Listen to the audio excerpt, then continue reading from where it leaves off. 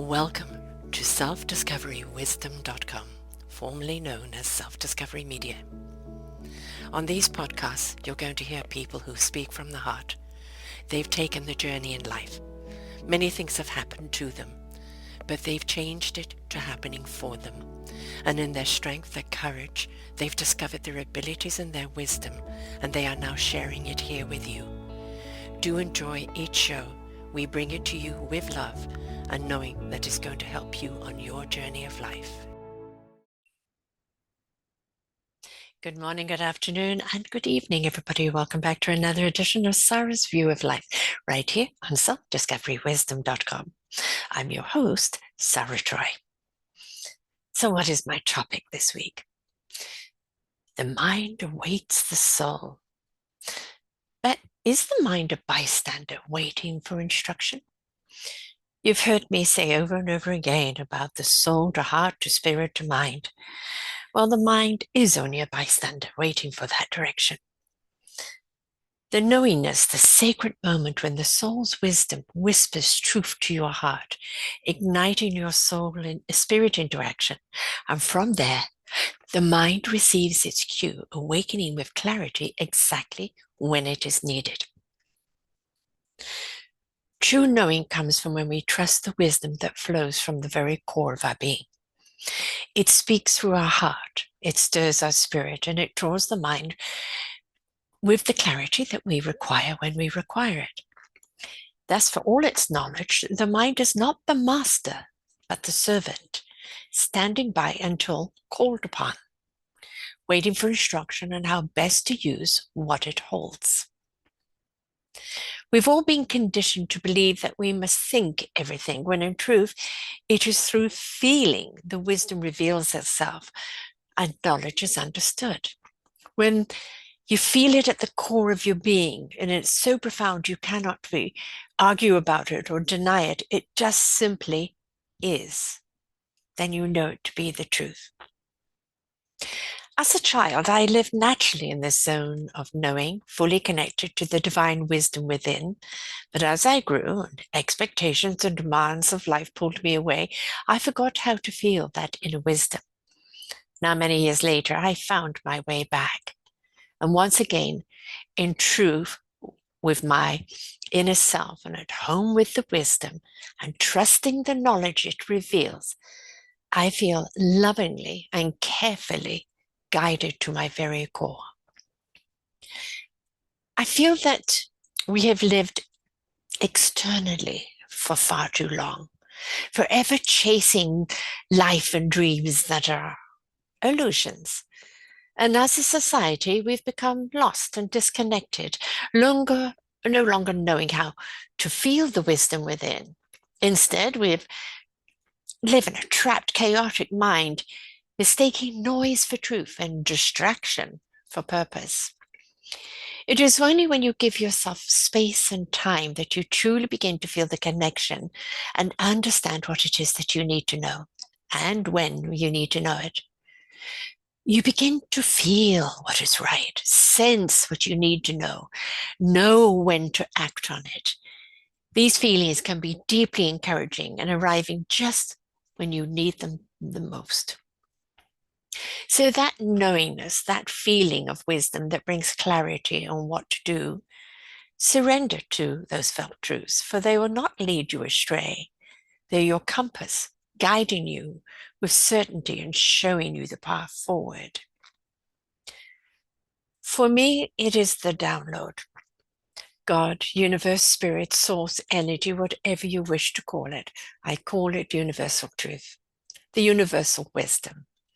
It speaks to me in a way that resonates with my heart, and my heart is in sync with it.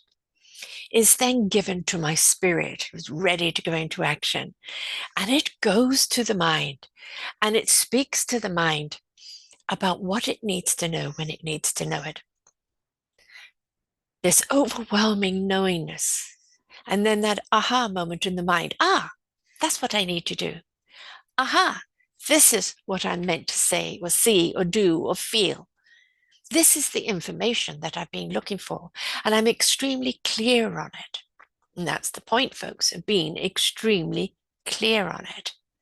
And we become clear on it when it is the knowingness.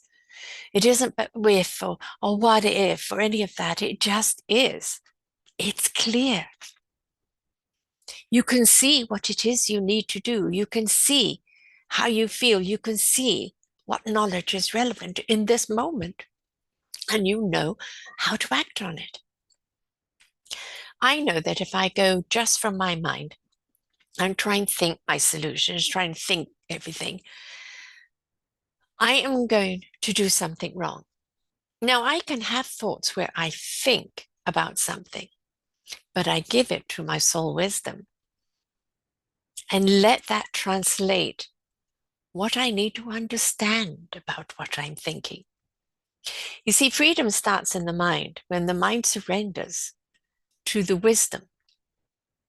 When the mind says, I am a database, but I adhere to your wisdom on what data to use in what moment. When we dictate from the mind all the time, we are restricting ourselves. We are limiting ourselves to the certain knowledge that we have in that mind, and not the knowingness that truly is here to guide us and lead us down a path that really is illuminating, that you would not have thought about until the wisdom showed you what it was about. Some people may call it intuition, just that gut feeling, that intuitive feeling. I just feel this is right. Trust it. Trust it. Because that, I just feel it's right, is right. Now, you may not know why it's right. It may not reveal itself in that moment. And that's okay. Because what you're going to do is walk that path. Open-minded, open-souled, open spirit, open-hearted, walk that path. And you will find things will be revealed to you that, had you not walked that path, never would have been shown. All of a sudden, the people you need to meet, the solutions to a problem you didn't even know you had, ideas of how to bring them to fruition that you were battling with before when you were just in your head. Walking the path, taking the journey, that is what leads you forward into actualizing what it is that you would like to do. Now, I have conversations with my mind because my mind is always chattering.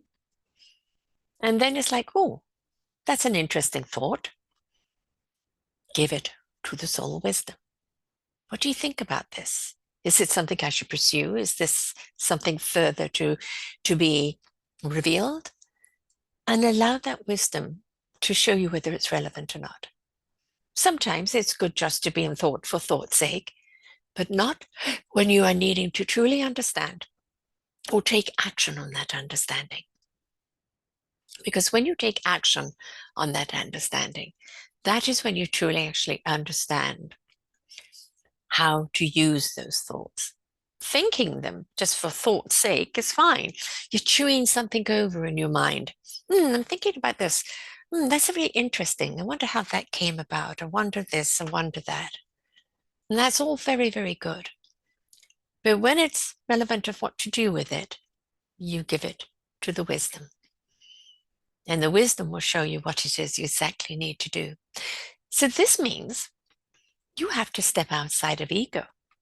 You have to surrender your mind to the soul wisdom, to the divine wisdom, to the God wisdom, the all-knowing wisdom, the energy wisdom, whatever it is you want to identify it as. You have to surrender to that wisdom.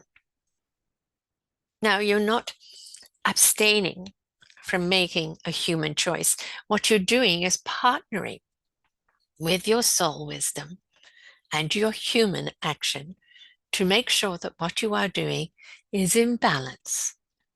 If we only come at things from the mind, we go far too much into the what if, and then defend what it is that we want, and then get stuck in what it is, and then we don't grow.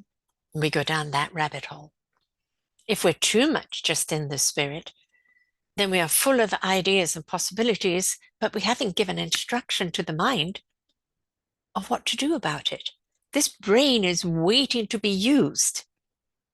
we are not utilizing it properly.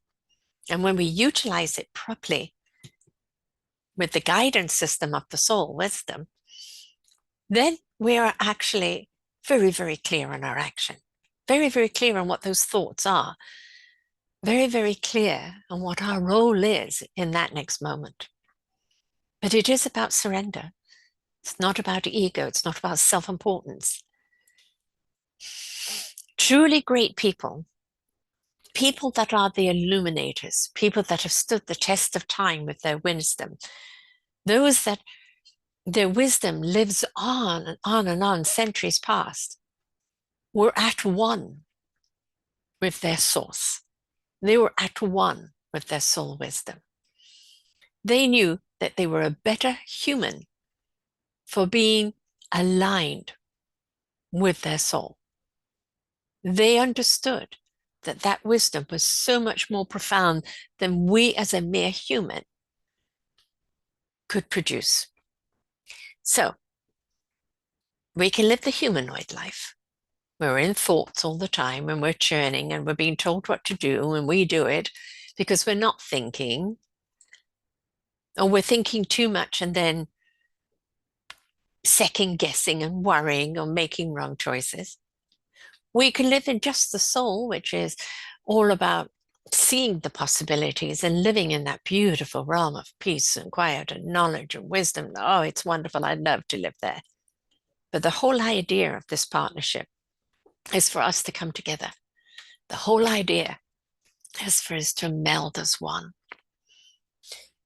to let that wisdom resonate with your heart. I feel this. I feel this. It feels good. To give it to your spirit into action. Oh, I know what I need to do now. Let's go. And the mind says, and here is what you need. Do, do, do, do, do, do, for you to make it happen. It's a partnership. It's a system. And it's a system that works. So let us honor that system. Let's utilize that system. Let us not second guess it. Let it become the driver's seat, because then you will truly see how impactful it is and how it works. I've interviewed many a person over the years who have finally stepped into their soul wisdom, and in doing so have finally understood what they're here to do, who they really are, and have embraced their very essence of beingness. When you understand, it's not what you do, it's who you are being in the action of what you do. It's not the do and the be, it's the being and doing. That soul wisdom, that core compass, that heart presence, that integrity of soul spirit, you bring it to everything that you do, because you are in tandem with your soul wisdom. You are in tandem with the very essence of your beingness. And you bring it to everything that you do in authenticity, in integrity, and in honoring who you are and why you're here. You don't bend to what somebody else wants from you. You don't apologize because you're not what they want. You embrace who you are, why you are, and what you're doing, because it comes from here, from the heart, from the spirit, from the soul, from the gut, from the source. You're never, ever alone. It is with you. It is so utterly peaceful. It is so utterly clear. It's got you. And you walk forward in this path and you truly and utterly understand why you are here to do what you're here to do and how to do it. Because you listened to your wisdom. So the mind is on standby. It's waiting for instruction. It has its thoughts. It can do the mundane things. It can be on automatic. But when it comes to something that counts, a decision, an action, a participation, you need the wisdom. You need the wisdom to guide you, to guide the mind into what it needs to say, to do, to create in that moment. So don't let your mind dictate or be in the driver's seat. Very often it'll drive you around the bend. Take the reins. The mind doesn't mind being in the back seat. It really doesn't. Just tell it what to do, and it will very clearly understand those instructions and provide. Don't give it the driver's seat. Yes, it can do the automation, but the bottom line of it is it wants to be in partnership, in tandem, in sync, in collaboration, in flow, on the same wavelength as our soul wisdom. So, one of the things that we have to learn to do is learn to listen. You are that divine being here to live, listen, learn, and apply the wisdom you gather along the way.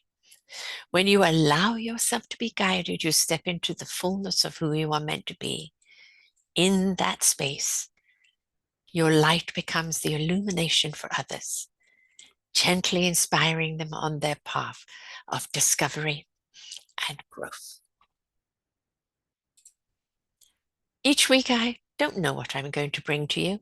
This one just came in the middle of the night and said, you need to speak about this. I have no idea what I'll be talking about next week.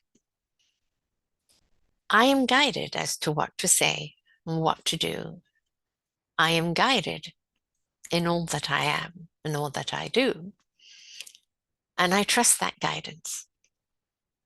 It understands the core of my being. It is my compass to keep me on track. It shows me my direction and what I need to know as I ride there. And it makes me feel safe, and it makes me feel heard and seen. And it allows me to be me without any apology. So enjoy all my other shows. Of course, there's over 400 of them on Sarah's View of Life. But, there's 3,000 shows out there of people that I've interviewed. Extraordinary people, wonderful people, people doing fabulous things because they embraced their wisdom. They felt their heart, and now they're doing something they love that benefits you. So, selfdiscoverywisdom.com. It's where it's at. And next week, who knows? Of course, if you're listening to this show and you would like me to talk about a particular topic, drop me a line. Please, selfdiscoverywisdom@gmail.com. Say, I heard this show and I would like you to talk about this topic. And I will endeavor to do so. So I wish everybody a wonderful week. And remember, feel the wisdom. Trust it. Let it resonate with your heart in truth. Let your spirit go into action and your mind know what it needs to know when it needs to know it. Until next time, folks. Bye for now. We hope that you enjoyed the show. There are so many more for you here on selfdiscoverywisdom.com. Just go to the podcast tab at the top there and you will see all the many genres and all 3,000 shows ready for your listening. We are here to serve you, to help you on your journey of life, and we know that through inspiration it begets invitation. We are supported by you, the listeners, and those that we interview. Anything that you can spare us in donation would be greatly accepted, and we do hope that you enjoy the next show.